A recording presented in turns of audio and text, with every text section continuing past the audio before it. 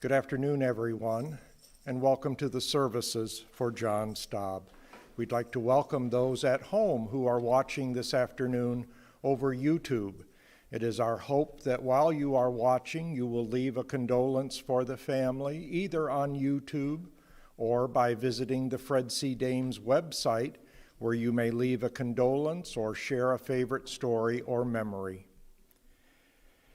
As our afternoon together begins, we want to take a moment to honor the memory of someone who was and still is a very special person in our lives, to acknowledge how important he was to us, and to share with one another how much we will miss him. A poet once wrote about losing someone and missing them, but wrote about it from the perspective of the person who passed away. And that poem goes like this. When I come to the end of my day and the sun has set for me, I want no rites in a gloom-filled room. Why cry for a soul set free? Miss me a little, but not too long, and not with your head bowed low. Remember the love that we once shared. Miss me, but let me go. For this is a journey we all must take, and each must go alone. It's all part of the Master's plan, a step on that long road home. So when you are lonely and sick at heart, go to the friends we know, and bury your sorrow in doing good deeds. Miss me, but let me go. I think we all realize that's easier said than done. I know how much I still miss some of my family members who have gone, and I know that all of you will miss John. But with time and with the love and support of each other, we will in fact be able to let him go, and that is because with time we come to realize that he is still very much with us, and a part of him lives on in all of us. There is another poem that has been attributed to the Native Americans, which talks about the signs and images of a person who has gone before us. And like the first poem, it is written in the first person by the one who has taken that step on the long road home.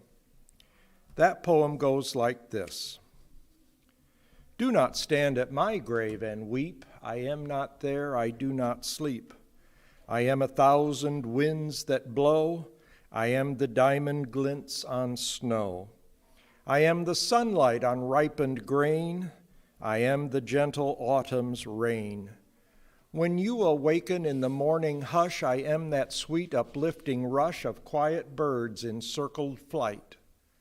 I'm the stars that shine at night. No, no, do not stand at my grave and cry.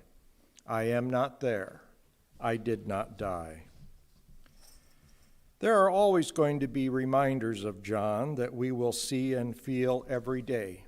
It may be a feeling we get when we feel the wind blow on our face as though he is gently touching us and telling us everything is okay. It could be the sparkling fireworks of the snow on fresh, fluffy snow as it assures us that the sparkle in his eyes has not diminished. It may very well be a visit from a beautiful cardinal, who many believe is our loved one, coming to visit us and letting us know that all is well. Let those signs remind us that life has not ended. It has only changed. For a lot of us, that notion described in the two poems that when it is our time, we just don't want a big deal made out of our passing. But John nonetheless touched our lives as a husband and a stepfather and a grandpa and a brother-in-law, an uncle, and a dear friend. And so it is only fitting that we pause in the hustle and bustle of our lives to give thanks to God for John and to reflect on the impact that his life has had on ours.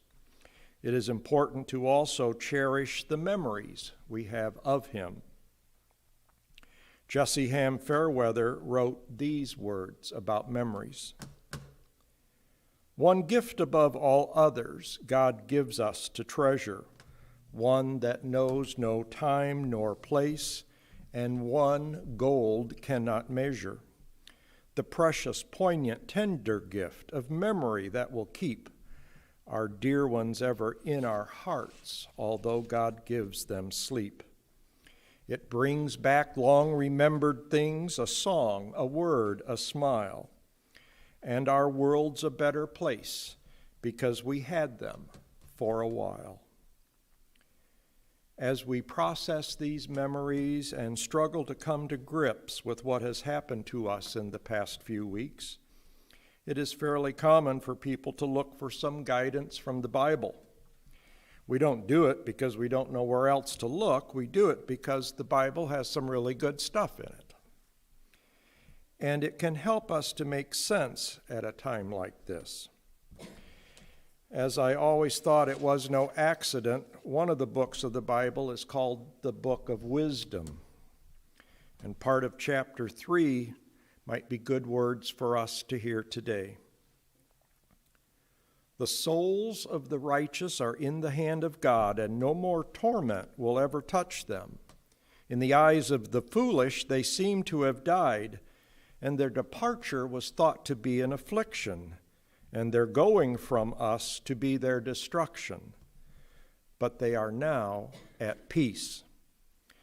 For though in the sight of men they were punished, their hope is full of immortality.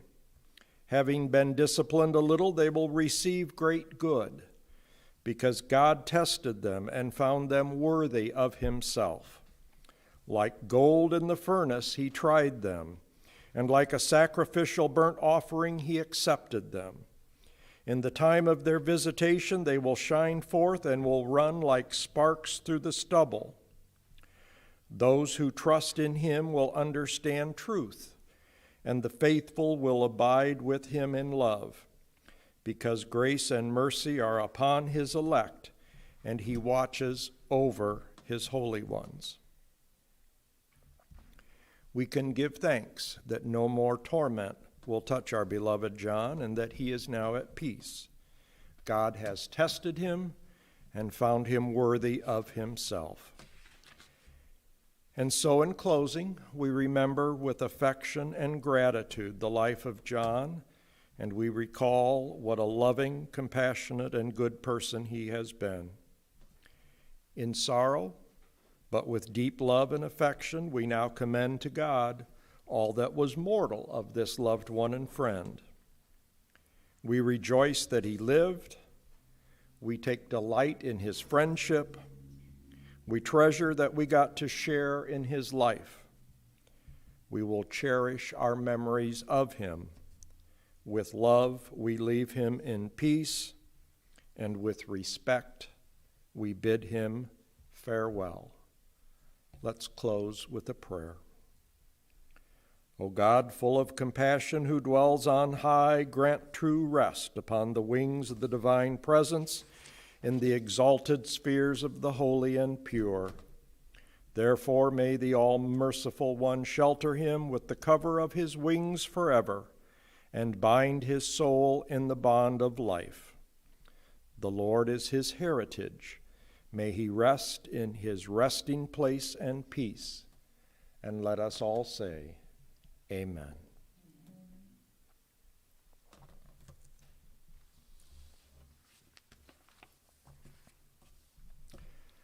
Well, ladies and gentlemen, I hope that those words were of some comfort. And at this time, we